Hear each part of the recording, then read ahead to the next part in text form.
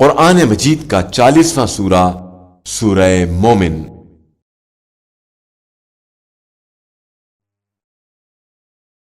बिस्मिल्लाहिर्रहमानिर्रहीम। हामीम।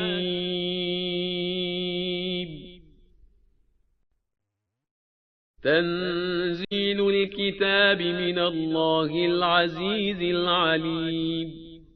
गाफिरिज़ ज़ंबि वक़ाबिलित तौब शदीदिल इक़ाब ज़ित्तौल ला इलाहा इल्ला हुवा इलैहिल मसीर। मा युजादिलु फ़ी आयातिल्लाहि इल्लल्लज़ीन कफ़रू फ़ला यग़रुरक तक़ल्लुबुहुम फ़िल बिलाद। كذبت قبلهم قوم نوح والأحزاب من بعدهم وهمت كل أمة برسولهم ليأخذوه وجادلوا بالباطل ليدحضوا به الحق فأخذتهم فكيف كان عقاب. وكذلك حقت كلمة ربك على الذين كفروا أنهم أصحاب النار. الذين يحملون العرش ومن حوله يسبحون بحمد ربهم ويؤمنون به ويستغفرون للذين آمنوا ربنا وسعت كل شيء رحمة وعلما فاغفر للذين تابوا واتبعوا سبيلك وقهم عذاب الجحيم.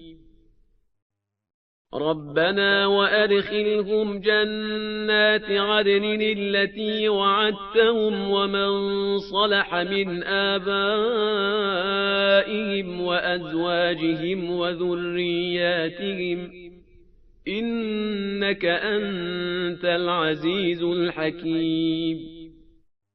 وقهم السيئات ومن تق السيئات يومئذ فقد رحمته وذلك هو الفوز العظيم.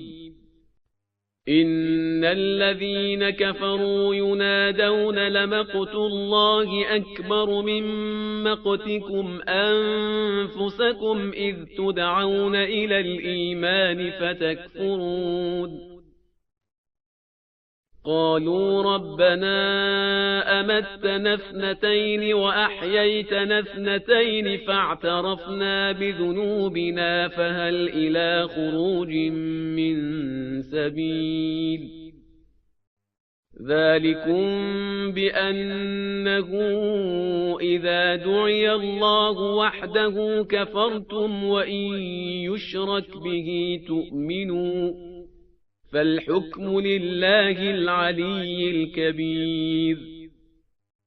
هو الذي يريكم آياته وينزل لكم من السماء رزقا وما يتذكر إلا من ينيب. فادعوا الله مخلصين له الدين ولو كره الكافرون. رفيع الدرجات ذو العرش يلقي الروح من أمره على من يشاء من عباده لينذر يوم التلاق. يوم هم بارزون لا يخفى على الله منهم شيء. لمن الملك اليوم لله الواحد القهار. اليوم تجزى كل نفس بما كسبت لا ظلم اليوم إن الله سريع الحساب. وأنذرهم يوم الآزفة إذ القلوب لدى الحناجر كاظمين ما للظالمين من حميم ولا شفيع يطاع.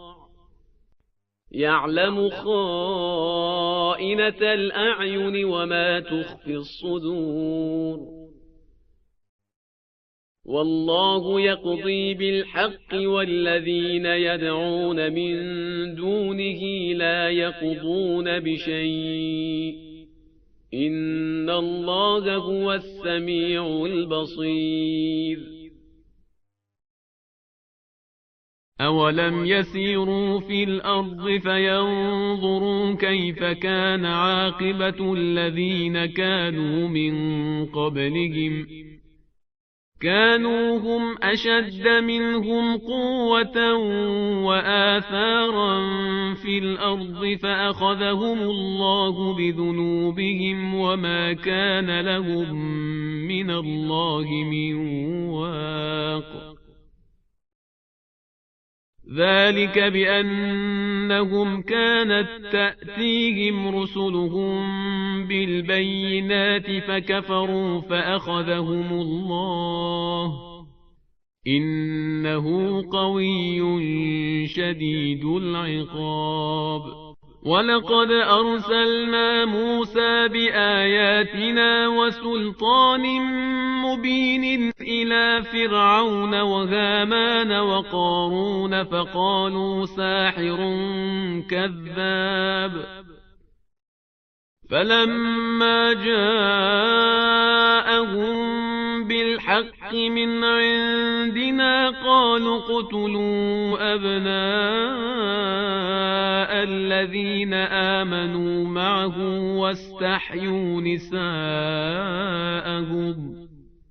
وما كيد الكافرين إلا في ضلال وقال فرعون ذروني أقتل موسى وليدع ربه إني أخاف أن يبدل دينكم أو أن يظهر في الأرض الفساد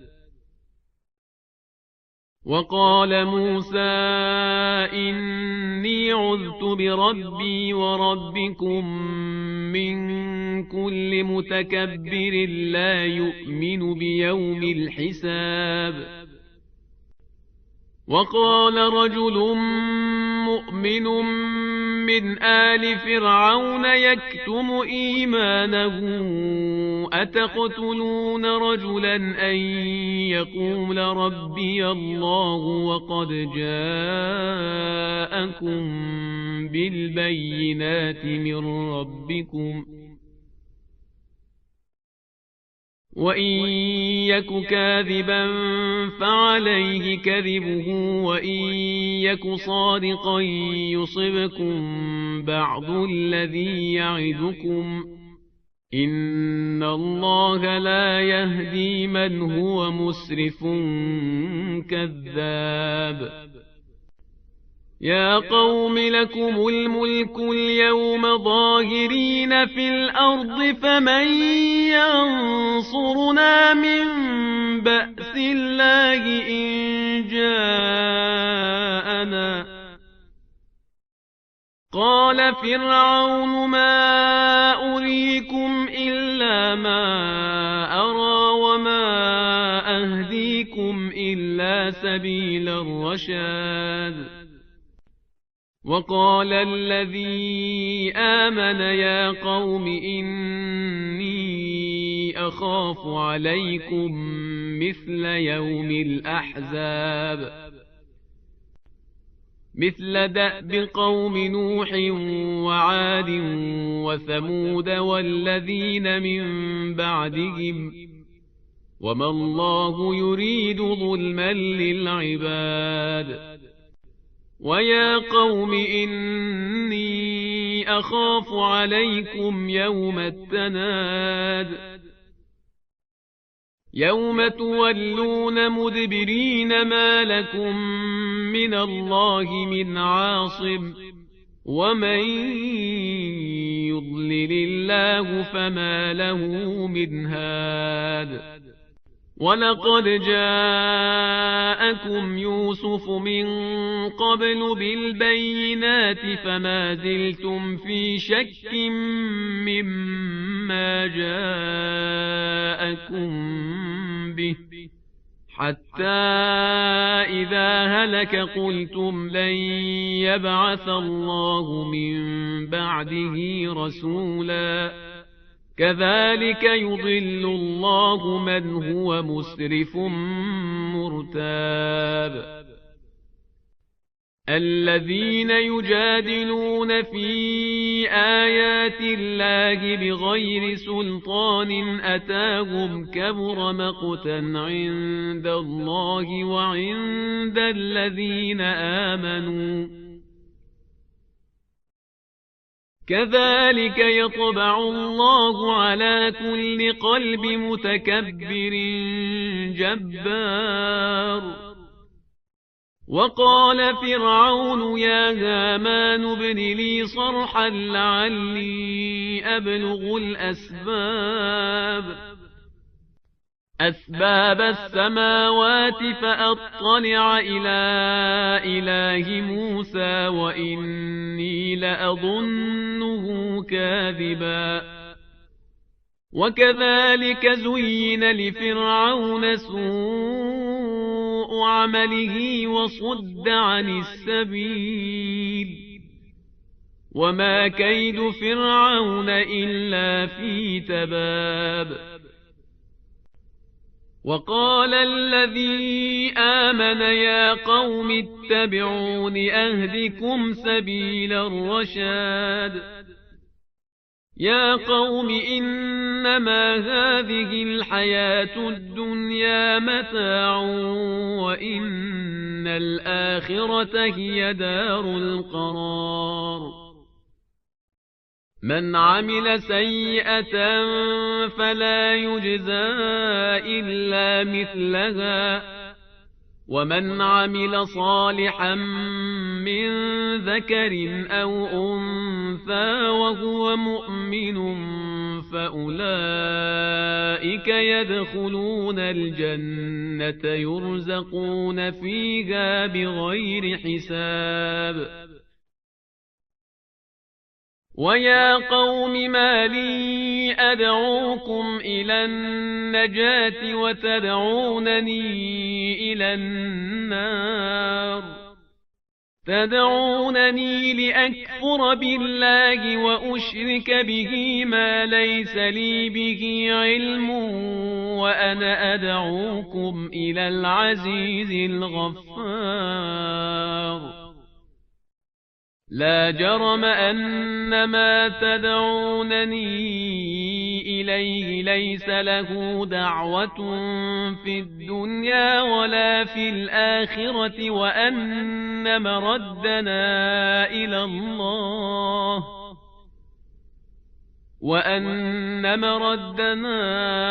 إلى الله وأن المسرفين هم أصحاب النار فستذكرون ما أقول لكم وأفوض أمري إلى الله إن الله بصير بالعباد فوقاه الله سيئات ما مكروا وحاق بآل فرعون سوء العذاب النار يعرضون عليها غدوا وعشيا ويوم تقوم الساعة أدخلوا آل فرعون أشد العذاب وإذ يتحاجون في النار فيقول الضعفاء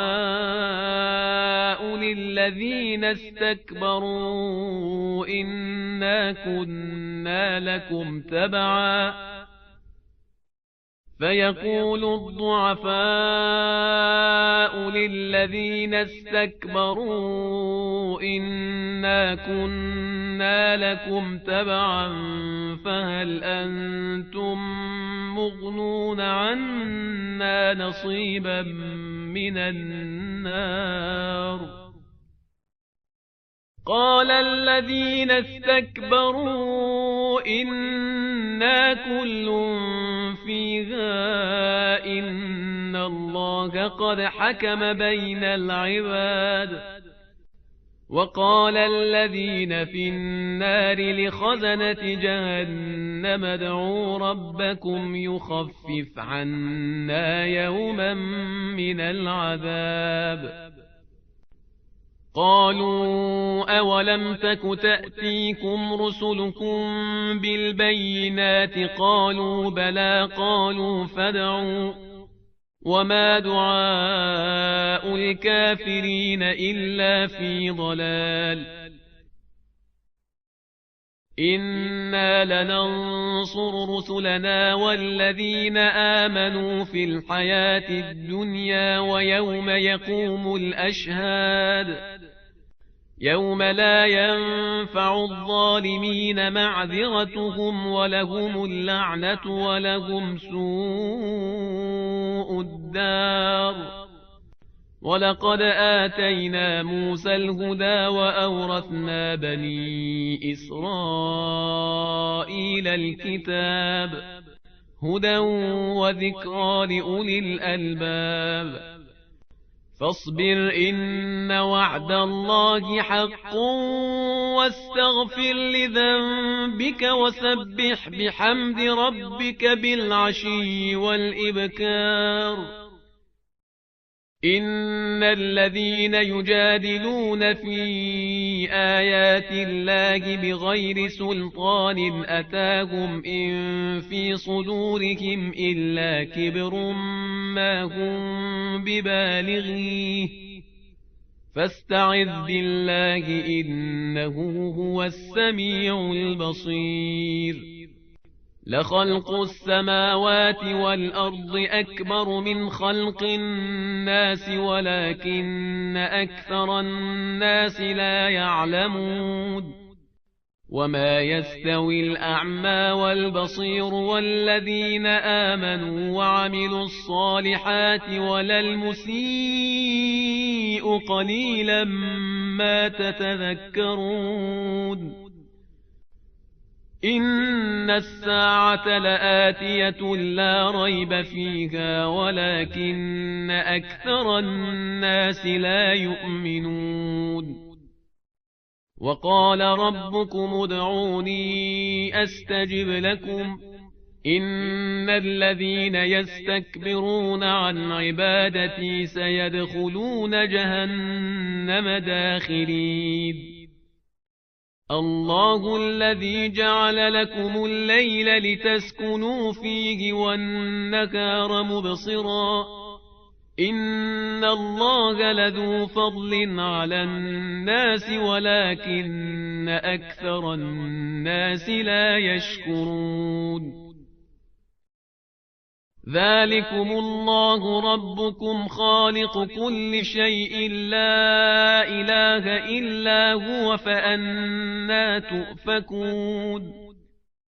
كذلك يؤفك الذين كانوا بآيات الله يجحدون. الله الذي جعل لكم الأرض قرارا والسماء بناء وصوركم فأحسن صوركم ورزقكم من الطيبات. ذلكم الله ربكم فتبارك الله رب العالمين. هو الحي لا إله إلا هو فادعوه مخلصين له الدين الحمد لله رب العالمين. قل إني نهيت أن أعبد الذين تدعون من دون الله لما جاءني البينات من ربي وأمرت أن أسلم لرب العالمين. هو الذي خلقكم من تراب ثم من نطفة نطفة ثم من علقة ثم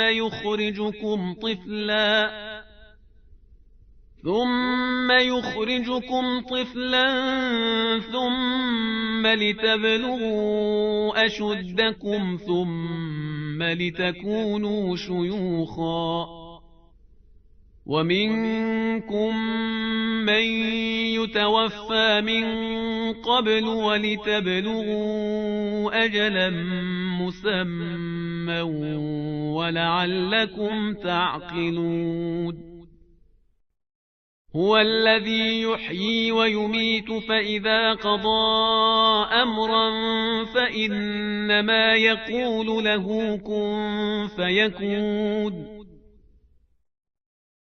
ألم تر إلى الذين يجادلون في آيات الله أنى يصرفون الذين كذبوا بالكتاب وبما أرسلنا به رسلنا فسوف يعلمون إذ الأغلال في أعناقهم والسلاسل يسحبون في الحميم ثم في النار يسجرون ثم قيل لهم أين ما كنتم تشركون من دون الله قالوا ضلوا عنا بل لم نكن ندعو من قبل شيئا كذلك يضل الله الكافرين ذلكم بما كنتم تفرحون في الأرض بغير الحق وبما كنتم تمرحون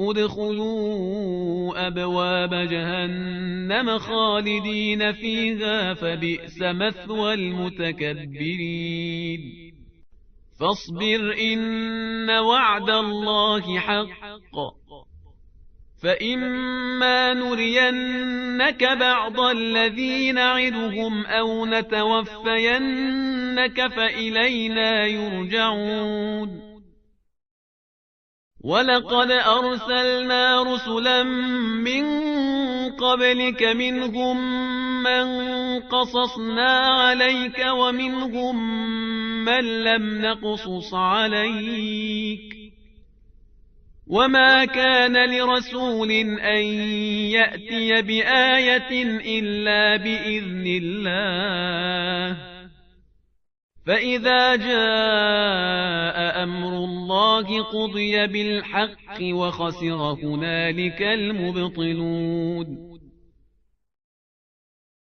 الله الذي جعل لكم الأنعام لتركبوا منها ومنها تأكلون ولكم فيها منافع ولتبلغوا عليها حاجة في صدوركم وعليها وعلى الفلك تحملون ويريكم آياته فأي آيات الله تنكرون أفلم يسيروا في الأرض فينظروا كيف كان عاقبة الذين من قبلهم كانوا أكثر منهم وأشد قوة وآثارا في الأرض فما أغنى عنهم ما كانوا يكسبون فلما جاءتهم رسلهم بالبينات فرحوا بما عندهم من العلم وحاق بهم ما كانوا به يستهزئون فلما رأوا بأسنا قالوا آمنا بالله وحده وكفرنا بما كنا به مشركين فلم يك ينفعهم إيمانهم لما رأوا بأسنا سنة الله التي قد خلت في عباده وخسر هنالك الكافرون.